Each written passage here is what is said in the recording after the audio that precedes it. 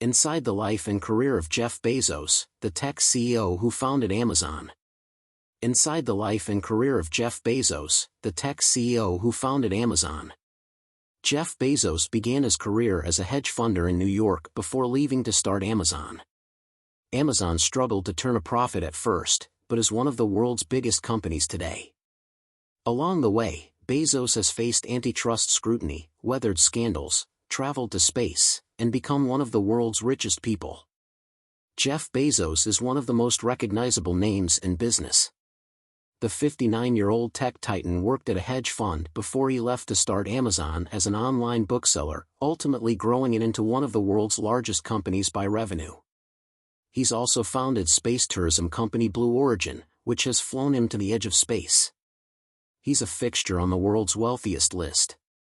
Bezos is the second richest person in the world with a net worth of $158 billion, according to the Bloomberg Billionaires Index. His net worth took a slight hit in August 2024, decreasing by $15.2 billion after a stock slump that hit the pockets of many of the world's richest. Tesla CEO Elon Musk tops the list of the world's richest billionaires with a total net worth of $235 billion. With all of his wealth, Bezos has made some splashy purchases. He's the 24th largest landowner in the United States with 420,000 acres, according to the 2022 Land Report, with a real estate portfolio boasting mansions in Hawaii, California, Florida, and more. Bezos also owns the world's biggest sailing yacht, a 417-footer that cost an estimated $500 million. From his first job flipping burgers at McDonald's to building Amazon into a trillion-dollar company at one point, here's a look at Jeff Bezos' life and career. Jeff Bezos' mom, Jackie, was a teenager when she had him on January 12, 1964. She had recently married Cuban immigrant Miguel Bezos, who later adopted Jeff. Jeff didn't learn that Miguel, who often goes by Mike, wasn't his real father until he was 10 years old. But he told Wired he was more fazed about learning he needed to get glasses than he was about the news. In 1968, his mother told his biological father, Ted Jorgensen, who previously had worked as a circus performer, to stay out of their lives. When author Brad Stone interviewed Bezos' biological father for his 2013 book The Everything Store, Bezos' dad had no idea who his son had become. From ages 4 to 16, Bezos spent summers at his grandparents' ranch in Texas, doing things like repairing windmills and castrating bulls. Decades later, Bezos purchased his own land in Texas. His acreage is used as the launch site for Blue Origin rockets. Bezos described his grandfather, Preston Guise, as an intelligent, quiet man who has been an inspiration to him. At a commencement address in 2010, Bezos said Guise taught him it's harder to be kind than clever. Bezos' first job was cooking burgers at a McDonald's in Miami. Bezos described the gig at McDonald's as really hard in a 2001 interview with Fast Company. They wouldn't let me anywhere near the customers. This was my acne teenager stage. They were like, why don't you work in the back? Bezos said. As a child, Bezos fell in love with reruns of the original Star Trek and became a fan of later versions too. He even considered naming Amazon makeitso.com, a reference to a line from Captain Jean-Luc Picard, according to the book The Everything Store. Bezos also considered naming Amazon Cadabra. In 2016, Bezos even filmed a cameo in a Star Trek movie. At his South Florida high school, Bezos said he wanted to be a space entrepreneur. Bezos showed signs of brilliance from an early age. When he was a toddler, he took apart his crib with a screwdriver because he wanted to sleep in a real bed, according to an account in the book The Everything Store. In school, Bezos would tell teachers that the future of mankind is not on this planet. Of course, he's made that dream a reality. He now owns space exploration company Blue Origin. To avoid spending a summer flipping burgers at McDonald's, Bezos and his high school girlfriend started a summer camp. Dream Institute, an educational summer camp for kids, focused on science, math, and reading. The camp had 6 kids who each paid $600 for the session, though 2 of them were Bezos' siblings. The Lord of the Rings series was required reading, and science lessons focused on fossil fuels and space. In 2017, Amazon reportedly paid around $250 million to secure the rights to make a Lord of the Rings TV show, with Bezos himself said to be personally involved in the negotiations to land the deal. The company went on to spend an estimated $1 billion producing the first season of the show, making it one of the most expensive seasons of television ever. Upon graduating high school in 1982, Bezos enrolled at Princeton University, where he majored in computer science. Upon graduation, he turned down job offers from Intel and Bell Labs to join a telecommunications startup called Fattel, according to the book The Everything Store. After he quit Fattel, he went to Bankers Trust where he worked as a product manager. While at Bankers Trust, Bezos focused on selling software pension fund client. He left Bankers Trust after 2 years for hedge fund D.E. Shaw. He became a senior vice president after only 4 years of working at D.E. Shaw. Meanwhile, Bezos was taking ballroom dancing classes as part of a scheme to increase what he called his women flow. The term was a play on Wall Street's deal flow and referred to the number of opportunities he had to meet women. He ended up meeting his future wife, Mackenzie Scott Tuttle, at work. Mackenzie Scott Tuttle was a D.E. Shaw research associate. The pair married in 1993 and they went on to have 4 kids together. By 1994, Bezos's eye was on the internet, after reading about the web's immense growth in 1 year. Bezos decided he needed to find some way to take advantage of its rapid growth.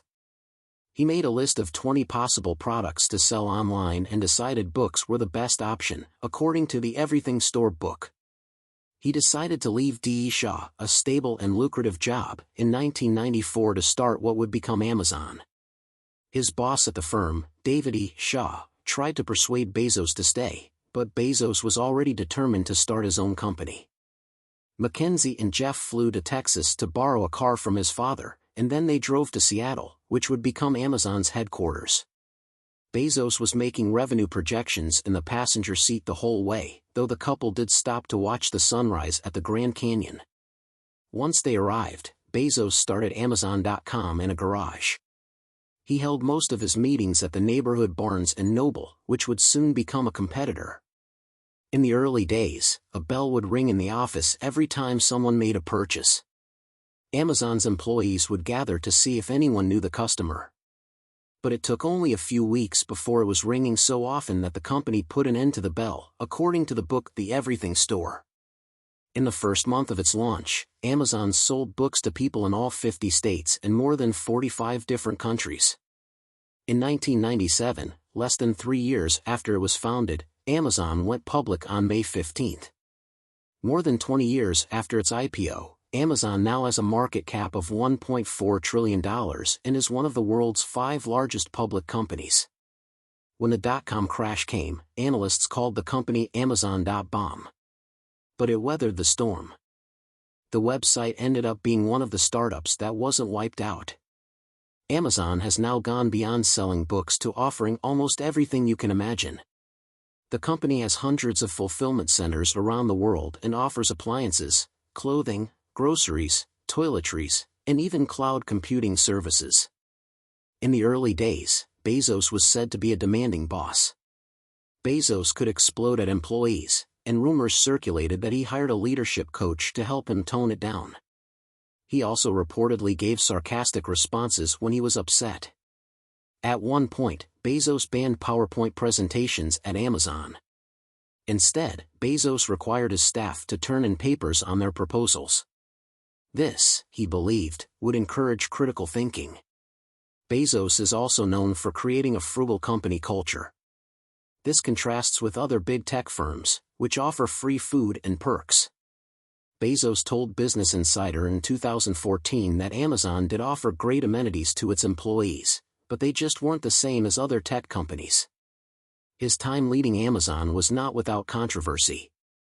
During the COVID-19 pandemic, Amazon saw a surge in demand as more people were forced to shop online. But the company faced criticism over its treatment of workers, who said the company paid little attention to their health and safety at its fulfillment centers nationwide. Amazon delivery drivers, who are contractors employed by third-party companies, have also spoken out about the demands of their jobs. Some drivers say Amazon's emphasis on metrics has forced them to use their delivery vans as bathrooms or sacrifice safety to deliver packages on time. Amazon has faced antitrust concerns, particularly over its treatment of third-party sellers on its platform. Bezos and other tech CEOs were called to testify before Congress in 2020. He's also gotten rich as an early investor in Google. Bezos invested $250,000 in Google. That translated to 3.3 million shares when the company went public in 2004. Today, that would be worth more than $400 million. Bezos hasn't said whether he kept any of his stock after the initial public offering. Despite his high net worth, Bezos had the same annual base salary for decades while he was CEO, $81,840. His annual total compensation for many years exceeded $1 million owing to costs related to security and business travel. In July 2017, Bezos became the world's richest person for the first time. He momentarily surpassed Microsoft founder Bill Gates with a net worth of more than $90 billion. Today, Bezos is worth $157 billion, and he said he will give most of his wealth to charity. Some of his more notable contributions include pledging $10 billion to fight climate change through his Bezos Earth Fund, donating $200 million to the Smithsonian's Air and Space Museum, and pledging $100 million towards recovery efforts on Maui, where he owns a $78 million home, following the catastrophic wildfires. But he's also spending his money on other business pursuits. In August 2013, Bezos bought the Washington Post for $250 million. And he spent an unknown amount on the private space tourism company Blue Origin. The company made history in 2015 when it successfully launched a reusable rocket. The rocket, called New Shepard, traveled to an altitude of 62 miles. Bezos' interest in flying has gotten him into trouble in the past. In 2003, Bezos almost died in a helicopter crash in Texas while scouting a site for a test launch facility for Blue Origin. Over the years, Bezos has also built quite the real estate portfolio. He is the country's 24th largest landowner with 420,000 acres. In January 2017, Bezos was revealed as the anonymous buyer of the Textile Museum in D.C.'s Colorama neighborhood. The property sold for $23 million, and with nearly 27,000 square feet of living space, it is the largest home in Washington, D.C. Bezos also owns 5 apartments at 212 Fifth Avenue in New York City. His most recent purchase in the city was in 2021, when he paid a reported $23 million for a 4-bedroom unit. He's spent a total of $119 million on apartments in the building. In February 2020, Bezos became the new owner of the Warner Estate, a sprawling compound in Beverly Hills, California. He purchased the property for $165 million, making it California's most expensive real estate transaction at the time. Bezos bought the mansion from David Geffen, who had purchased it in 1990 for $47.5 million. In 2021, Bezos bought a home in Hawaii located in an isolated area on Maui's south shore near lava fields. Bezos' Maui home reportedly cost $78 million. Most recently, Bezos scooped up a $68 million waterfront mansion in Miami's billionaire Bunker Island, Indian Creek Village. The sale to Bezos was record-breaking on the island, which has also been home to Ivanka Trump and Jared Kushner, Tom Brady, and billionaire investor Carl Icahn. In January 2019, Bezos and his wife, Mackenzie, announced they were divorcing. As our family and close friends know, after a long period of loving exploration and trial separation, we have decided to divorce and continue our shared lives as friends, the couple wrote in the statement. If we had known we would separate after 25 years, we would do it all again. Jeff and Mackenzie announced on Twitter they had finalized the terms of their divorce in April 2019. Mackenzie, who changed her last name to Scott, retained more than $35 billion in Amazon stock, making her one of the world's richest women. Scott, whose net worth is $36 billion, has donated at least $14.5 billion since 2019, when she vowed to give away most of her fortune in her lifetime. Shortly after they announced their divorce, news broke that Bezos was dating TV host and helicopter pilot Lauren Sanchez. At the time, the National Enquirer said it had obtained texts and explicit photos the couple had sent to each other. The publication also said at the time that it had raunchy messages between Bezos and Sanchez.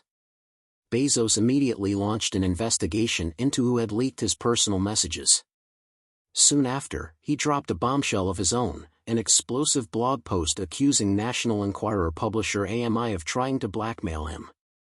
Rather than capitulate to extortion and blackmail, I've decided to publish exactly what they sent me, despite the personal cost and embarrassment they threaten, Bezos wrote. Since then, Bezos and Sanchez have had a whirlwind few years. The couple are often captured traveling around the world together. They've been spotted attending Wimbledon together, yachting with other moguls and celebrities, and vacationing in St. Tropez and St. Barths. Throughout the summer, they've frequently been spotted on Bezos' new yacht. The ship, which cost an estimated $500 million to build, is at 417 feet long and said to be the largest in the world. In May, multiple outlets reported that the pair had gotten engaged. They marked the engagement with a party in August attended by guests like Bill Gates and Kris Jenner. In February 2021, Bezos announced he would step down as Amazon's CEO and transition to executive chairman after 27 years at the company's helm. Bezos said that he planned to spend more time on philanthropy, including the Bezos Earth Fund and his Day One Fund, as well as his two other major endeavors, The Washington Post and his rocket company, Blue Origin. In July of 2021, he took an 11-minute voyage to the edge of space aboard a Blue Origin spacecraft. The trip marked his company's first human spaceflight. He was accompanied by his brother, Mark, a Dutch teenager named Oliver Damon, and Wally Funk, an 82-year-old aviator who trained to go to space in the 60s but was ultimately denied the opportunity because she was a woman. Though Bezos remains the second richest person in the world today, his wealth took a tumble this year and last year. In Forbes' annual ranking of the world's wealthiest individuals, Bezos came out as the biggest loser. His net worth fell $57 billion from March 2022 to March 2023, but still sat at a cool $114 billion at the time.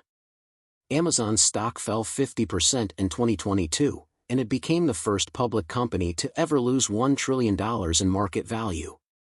Don't feel too bad for him. With Amazon's stock bouncing back this year, Bezos' wallet has largely recovered. In August 2024, Bezos' net worth took another hit when it fell by $15.2 billion. The loss was triggered by a stock slump that saw the world's richest billionaires lose a total of $134 billion.